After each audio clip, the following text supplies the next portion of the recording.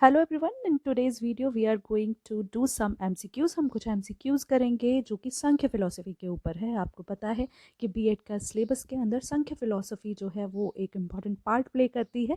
तो आज हम उसको लेकर के एमसीक्यूज करेंगे। इन एमसीक्यूज को करने के बाद होपफुली आप लोग टैकल कर पाएंगे अपने आने वाले क्वेश्चंस को, अपने एग्जाम्स में क्वेश्चंस को। ठीक है, तो शुरू करते हैं आज का वीडियो लेक्चर।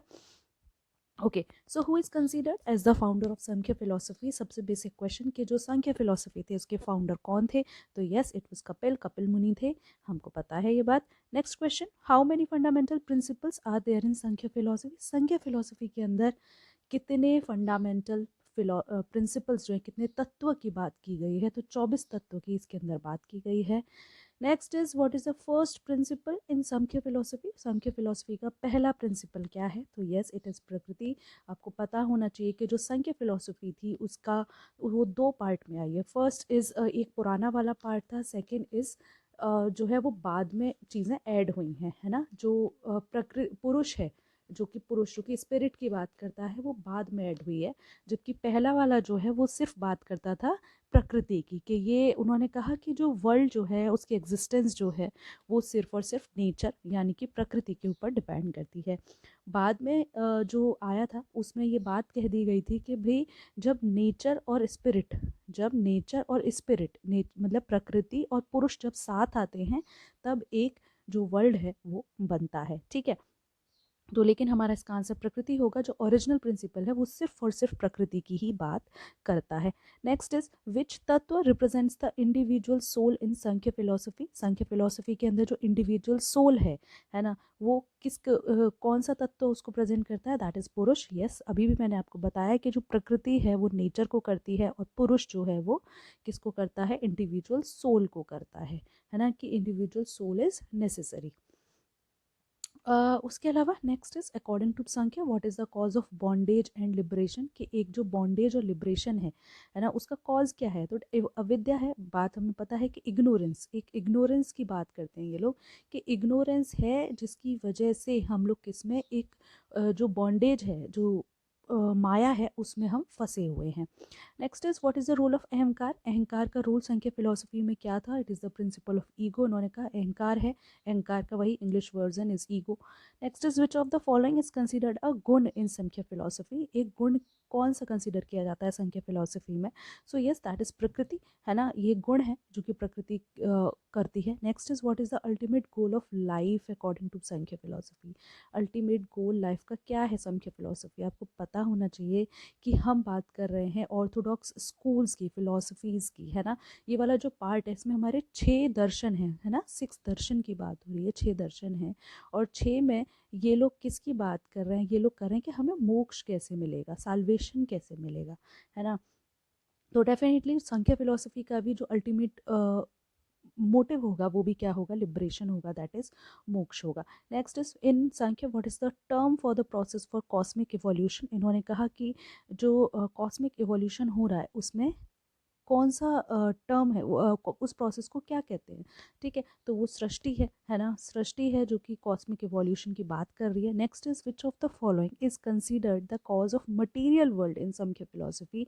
मटीरियल वर्ल्ड की बात कौन कर रहा है ना। विच of the following is considered the cause of material world, है ना, material world. So it is प्रकृति। ठीक है, नेक्स्ट इज आई थिंक यहाँ पे क्वेश्चंस हो गए हैं रिपीट, हम नीचे पहुँचते हैं। Okay, yes, what is the term used in the Sankhya philosophy for the state of equilibrium between प्रकृति और पुरुष? मैं आपको बताऊं कि हमें पता है कि इस स्कूल को, ये जो आपका संख्य स्कूल है, इसको हम क्या कह रहे हैं? इसको हम कह रहे हैं कि ये एक किसकी बात करता है? साइंटिफिक सिस्टम की बात करता है ना। तो फाइनल फिलोसफी जो थी वो ये कहती है कि जो प्रकृति और पुरुष है, जो प्रकृति और पुरुष है वो ही रियलिटी हैं। प्रकृति और पुरुष जो हैं वो ही रियलिटी हैं और एब्सोल्यूट है और इंडिपेंडेंट है ना। तो इन्होंने पूछा है कि जो स्टेट ऑफ इक्विलिब्रियम है, जो प्रकृति और पुरुष जो हैं वो इक्विलिब्रियम में आएंगे तो हम उसको क्या कहेंगे?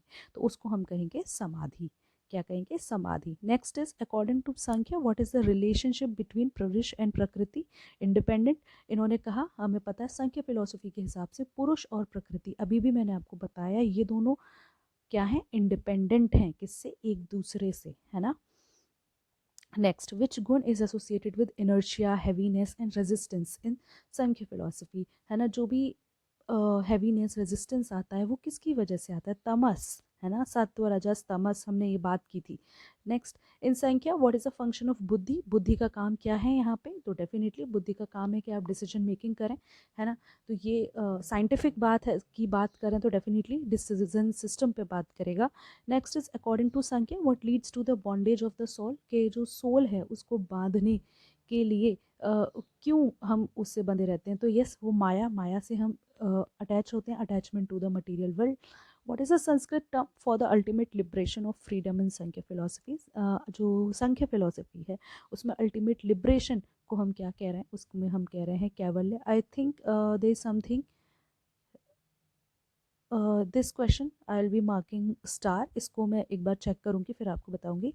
विच of the following is considered as a by product of prakriti in संख्य philosophy, by product जो है वो क्या, किसको कहा जाता है कि जो प्रकृति का बाय प्रोडक्ट है वो क्या है, पंच तन्मात्रास। In Samkhya what is the role of mahat, cosmic intelligence की क्या इंपॉर्टेंस है संख्य फिलोसफी के अंदर, तो yes it is the initiate. Cosmic क्या है कि यही क्रिएशन को इनिशिएट कर रहा है, पता है पुरुष है ना, पुरुष एंड प्रकृति ये क्या बना रहे हैं, इनिशिएट कर रहे हैं क्या, वर्ल्ड को। विच of the following is a characteristic of पुरुष इन संख्य फिलोसफी, जो पुरुष है वो उसकी क्या यहाँ पे कैरेक्टरिस्टिक्स हैं उसके बारे में ये बात कर रहा है।